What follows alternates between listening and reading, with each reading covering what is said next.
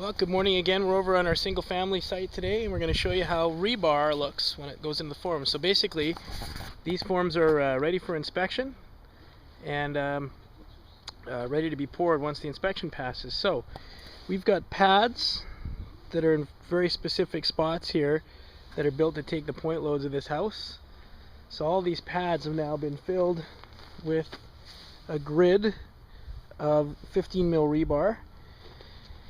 And also, once we get into the forms, you can see that not only have we got the top strap so the forms don't bow out, we've got a 2x4 across the top. We've also got strap ties across the bottom so the forms don't blow out this way. The rebar, you can see we've got one piece in about 3-4 inches down from the top, and we've got two pieces down in the curb. You can see that all the way across there. That one's actually a little low there. So all the way through the forms, you've got 3 pieces of rebar that'll basically sit in. All the corners on the rebar have to be tied together with overlapping steel. So the corners actually have to be continuous. So you can see that this one piece is bent, goes right around the corner. And again, another piece bent, goes right around the corner. So they've got big rebar benders that they use to put those in place. And again, you can see all of the mesh. Now another thing that we like to do is, because we use 2x6 for our footing, so that we can reuse every last stick of this 2x6, because our house is 2x6 construction, it leaves our forms up a little high.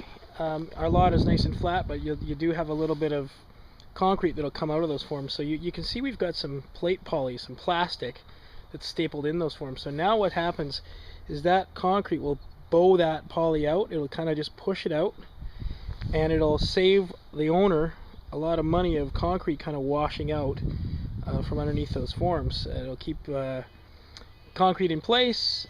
We can leave it when the forms are stripped because it's poly, it's a vapor barrier, so it doesn't do anything. And by the time we're all done, we've got a nice clean site with easy to strip lumber because there's poly in between it, and reusable 2x6 and reusable 2x10, reusable 2x4. Last thing I'll show you is this red line here. When we pour our concrete, we actually have to put bolt downs or bolts into the actual footings there, the curb that holds our house down. And what we've done is we've taken the plans, we walked around, we've determined which side, because we've got, you know, in some cases either 2x4 or 2x6 walls, so there'll be just a small section of this, so the wall will sit either that side centered or that side. And wherever there's red, we know that we're going to cheat the bolts to that side. So all the way around here, we've got to cheat the bolts.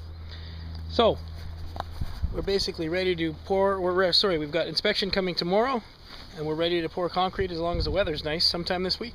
So talk to you soon. Nice and cleaned up out here now too.